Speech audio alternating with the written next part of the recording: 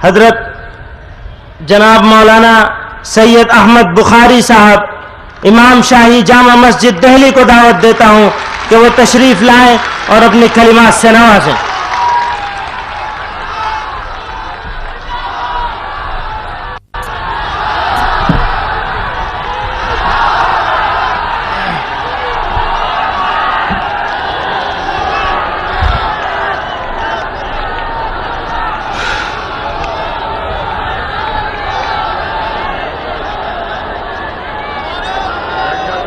नहमदुहु व नुसल्ली अला रसूलिल करीम वस्सलातु वस्सलामु अला सय्यिदिल मुरसलीन।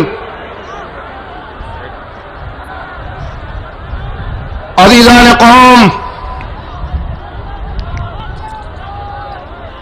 जब मुझे इस अजीम इज्तिमा में जमीयत उलमाए हिंद के 27वें इज्तिमा में मुझे शिरकत की दावत दी गई तो मैंने इस दावत को बसमीम क़ल्ब मंजूर किया और मैं हिंदुस्तान में जहां जहां जा रहा हूं और मुसलमानों को जो पैगाम दे रहा हूं वो पैगाम है इत्तेहाद का।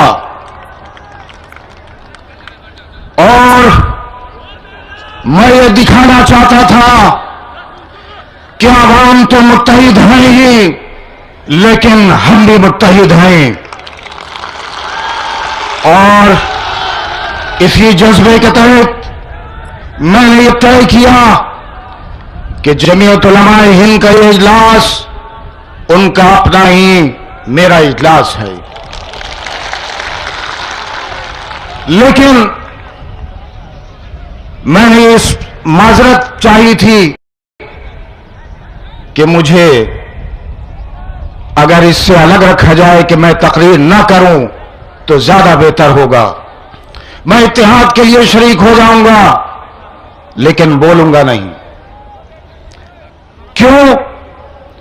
कि मेरे सामने मसलहत नहीं है और अगर मैं मसलहत से काम लूं तो खुदा इससे पहले मुझे मौत दे दे।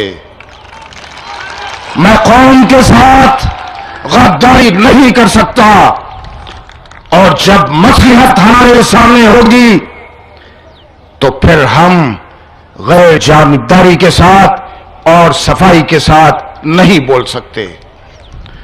बिरादर मोहतरम महमूद मदनी साहब ने मुझसे फरमाया कि नहीं, आजादी तकरीर होगी, आप जिस तरह चाहें बोलें। मैं इसी शर्त पर, यही मेरी शर्त थी कि अगर मैं बोलूंगा तो अपनी शर्त के साथ बोलूंगा।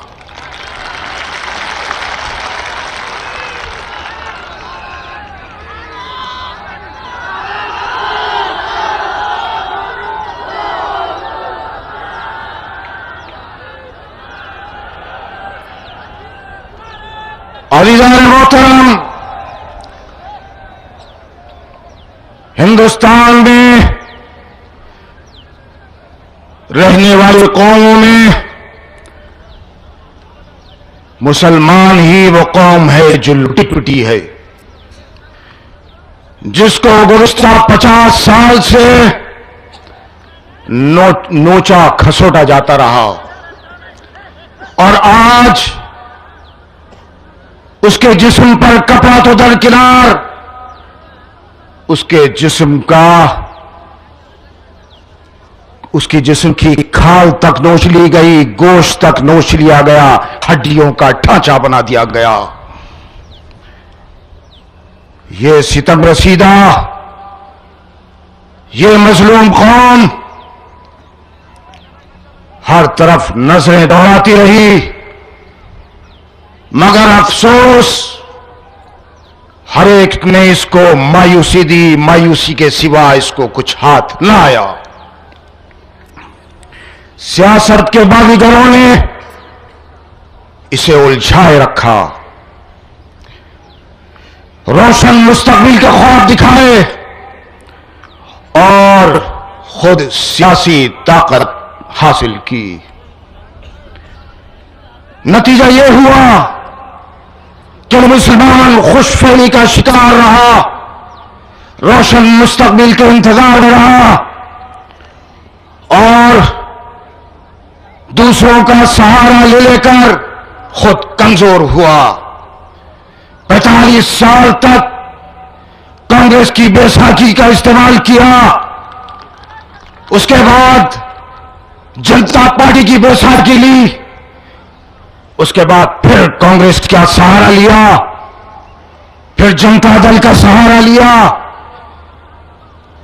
रियासतों में समाजवादी पार्टी की बैसाखी लेकर चलता रहा और आज मुख्तलिफ रियासतों में कहीं कांग्रेस का सहारा है, कहीं दूसरी पार्टियों का सहारा है, लेकिन इन सहारों के सहारे, इन बैसाखियों के सहारे चलते चलते आज ये मुसलमान खुद मफलूज हो गया। आप किसी डॉक्टर के पास जाएं, मरीज किसी डॉक्टर के पास जाए, उसका जिस्म अगर काम न कर रहा हो तो डॉक्टर उसको मशवरा देता है कि अपने पैरों पर चलो, अपने जिस्म के ऊपर बोझ डालो, खुद अपने जिस्म में ताकत पैदा करो, वरना तुम मफलूज हो जाओगे। ये हालत आज मुसलमान की होकर रह गई।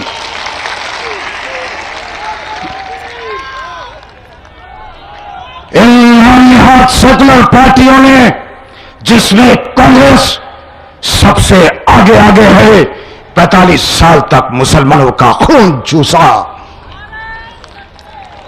45 साल की तारीख उठाकर देख लीजिए, मेरठ, अलीगढ़, मुरादाबाद, भिवंडी, हिंदुस्तान का चप्पा चप्पा इन कातिलों के हाथों से रंगा हुआ है।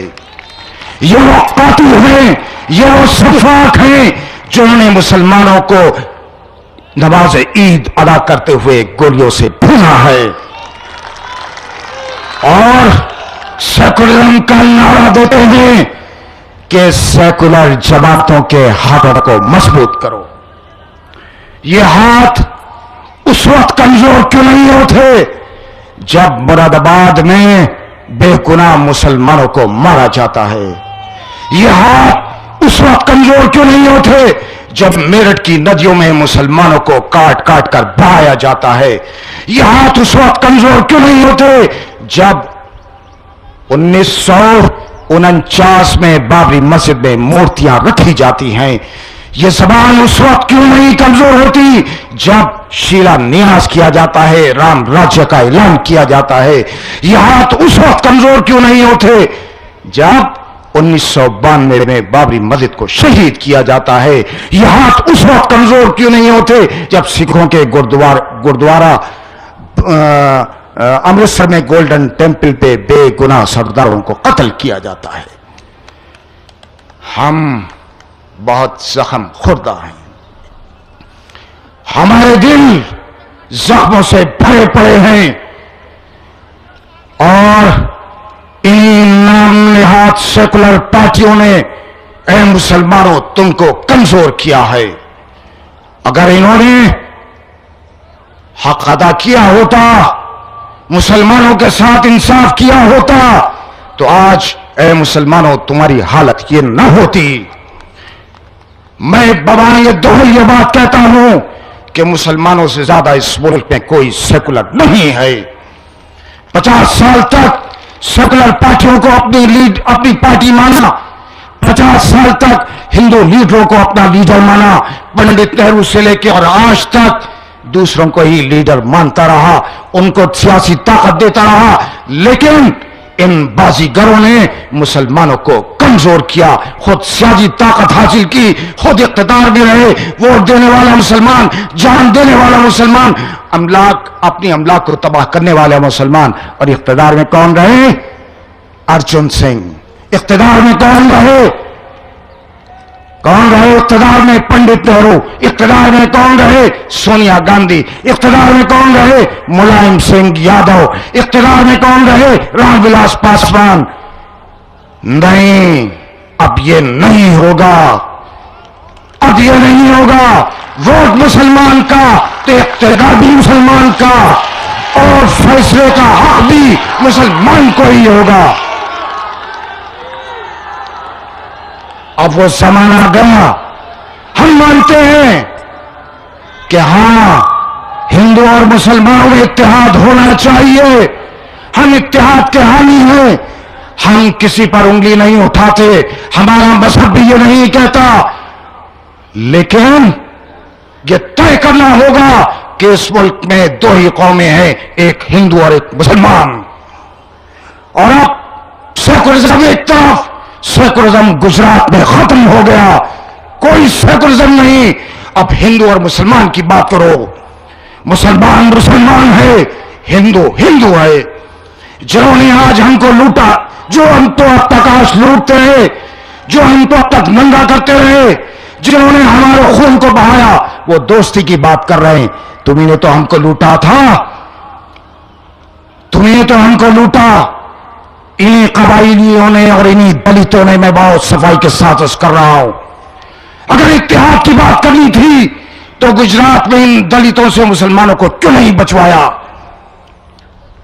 पूरे हिंदुस्तान में दलित मुसलमान को मारते रहे और इसी वजह से हमने बीएसपी के साथ इत्तेहाद किया था कि शायद ये इत्तेहाद कारगर साबित हो, लेकिन नहीं, दलितों ने मुसलमान को मारा और काटा। अभी उदित राज साहब कह रहे थे, मैं बहुत साफ आदमी हूं, कह रहे हैं तुम हमें लीडर बनाओ, हम तुम्हें लीडर बनाए। बहुत लीडर तुमको बना चुके, अब मुसलमान लीडर रहेगा, ये उलमाए कराम अब रहनुमाई करेंगे।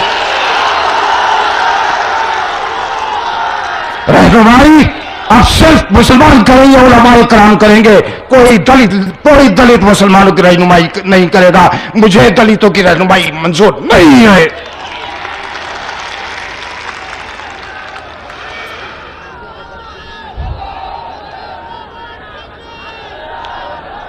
यही सागोई है जो किसी के हलक से नहीं उतरती, न उतरे।